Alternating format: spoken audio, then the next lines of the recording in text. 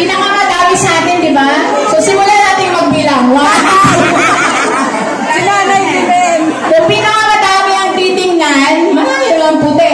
Kaso may pinakamakapal na buhok, ibig sabihin pinakamadami yun ay si